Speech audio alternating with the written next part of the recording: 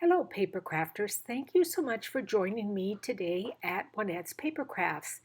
Today we're going to be making these cute little purses. Many of you know that I fly back and forth from California to Arizona for work, and I thought about making these cute little purses to fill with candy for the flight attendants for the Christmas season. So I'm using this Dress to Impress stamp set and dies. It will be available in the January catalog coming up, and you'll be able to purchase it. So here's a picture of this cute little purse, and I put just a little bit of tissue paper in it with some chocolates, and like I said, I will be handing it out to the flight attendants on my flights back and forth. I just need to figure out something for the pilots or male flight attendants. Here's another one here. Some of this paper is from Stampin' Up retired paper, and some of it is the current paper. It would also be very cute to make these with happy birthday. You could put a pair of earrings in them or a little gift card, and they are very, very easy to make.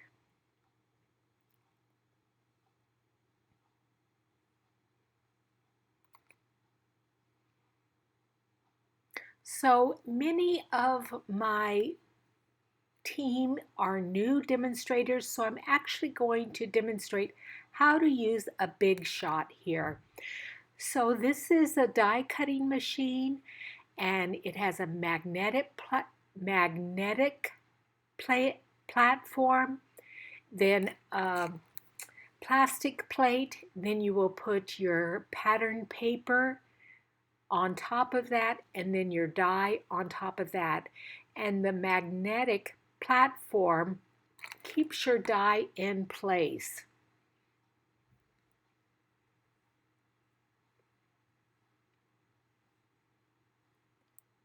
So I want to make sure that the front of the purse is straight with those gold lines. So I'm adjusting my die a little bit there. Then you're going to lay the top plate over it, crank it through your die cutting machine, and you will see that you have a perfectly cut image. There are so many fun dies that are available. Now, if you look real close, there is the score line there and then some stitched lines. So what we're going to be doing is folding the score lines themselves. And then the stitched lines are just a decorative part of the purse. Then now I am cutting out the handles for the purse, and I want to have that gold part of the designer series paper in the middle, so I'm lining up the die and then using washi tape to hold it in place, because sometimes with those magnets the die itself will move. Then I just run it through the die cutting machine again, and because I need two handles, I did it twice.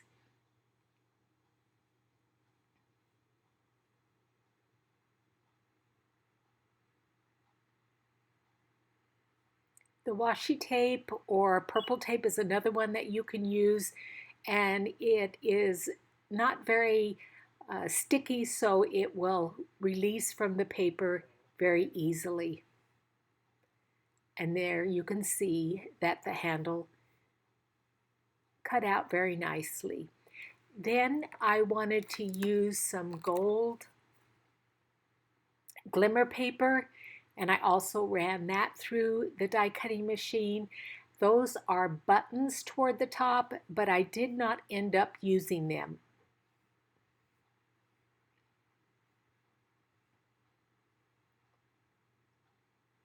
Now, again, because I have some new demonstrators as part of my team, I want to give you a little tip.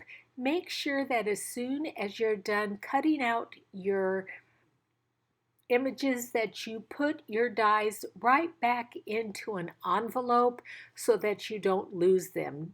As you can see, some of those little button dies are quite small.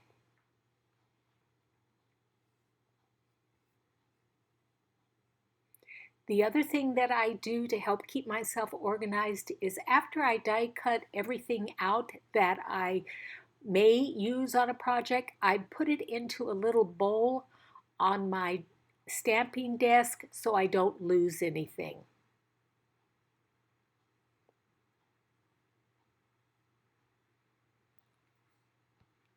Now this is a set of dies that I just want to again show that what I do for organization. These are some magnetic sheets that I ordered off of Amazon. You can see that they're quite thin, and I have all of my dies on these sheets so that there's less of a chance of me losing some of them. The previous dies dressed up suite, I don't have the magnetic sheet for them yet because I'm in California and they are in Arizona. So do you see how even though I stand that up, the dies don't fall off of it? So it's well worth to buy those. So now we're going to continue making our purse. So you will see some score lines there in between the stitch lines.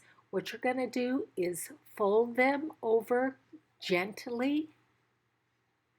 See, there's the stitch line on both sides and the score line is in the middle. Then there's another little score line there. Just kind of fold it over. And that is the side of the purse.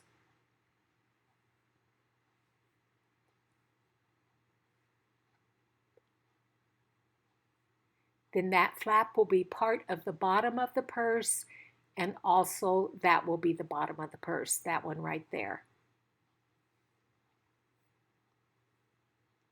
So then you're going to bring both pieces that you've cut out of your designer series paper and you're going to apply glue to one of those flaps. So you see how both of those flaps that I'm bending right there, they're all toward the bottom, and the little scooped part toward the top are both at the top. So apply a little bit of liquid glue to that flap, and to make sure that it lines up correctly, what you need to do is that score line right there on both of those flaps, they need to match up. It's very important that the score lines are even. As I turn it over, you can see that I've lined them up correctly. And because I'm using liquid glue, you can have a little bit of wiggle room to move the paper if you need to.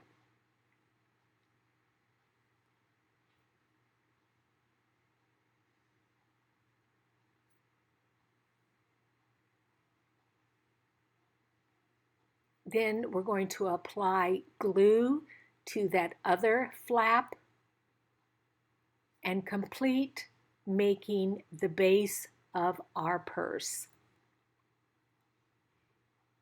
And you have to just do a little bit of finagling with bending your score lines so that it will fit.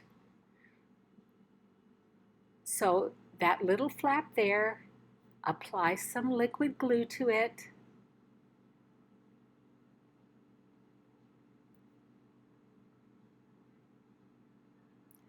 Turn it over and bring both of those edges of your score lines together. Again, making sure that that bottom score line, which will be the bottom of the purse, lines up with that side score line. And as you can see, my middle finger there has some brown early espresso ink on it. So I wanted you to know that my hands are actually not dirty. Well, they are dirty, but with ink. So those are lined up nicely, and now we're going to close up the bottom. So put a little bit of liquid glue on that small tab there, fold it in, repeat it on the other side,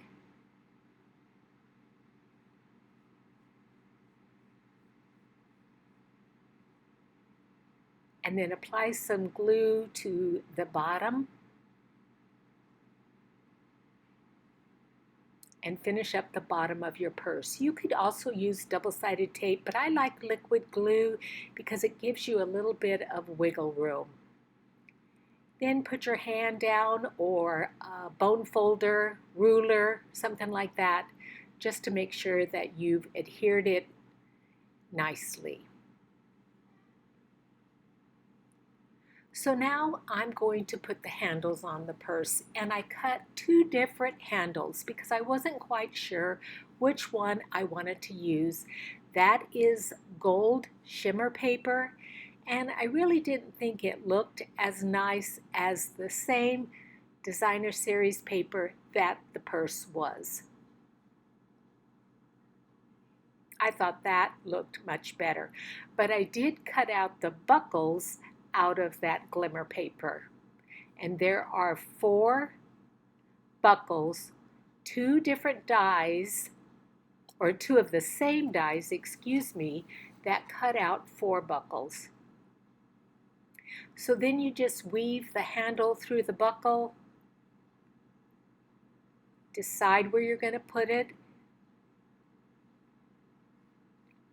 then apply a little bit of liquid glue to the back of it, and I'm just lining up the other one before I put the liquid glue on so that there's one on each side.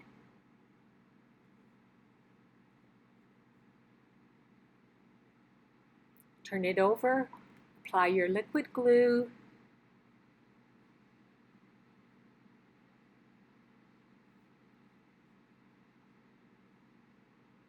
and then adhere it to the front of your purse, holding it in place until the glue has some time to adhere nicely.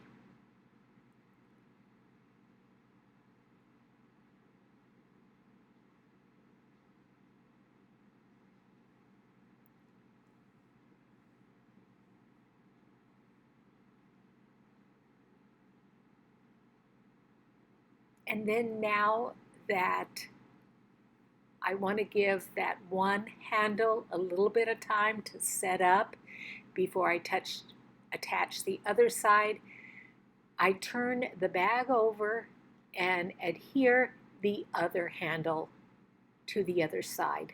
Again, lining it up in about the same area as the previous one. Then turn it over, bend over the purse handle, apply a little liquid glue to it, and attach it to the front of the purse. Again, holding it in place for just a couple of minutes so that it adheres well. Then do the same thing to the other side. Now, if I was going to do it again, I think I would do double paper on the handles so that they both looked the same on the outside and the inside.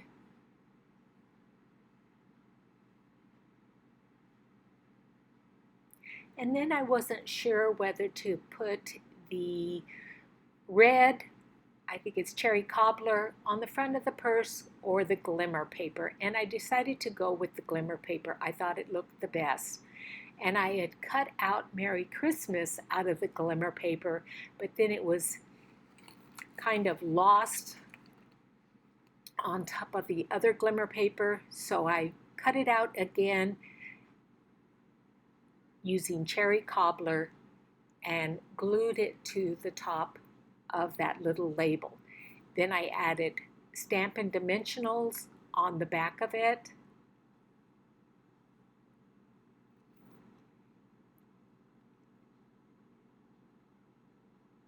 They're double-sided, and then I adhered it to the front of the bag.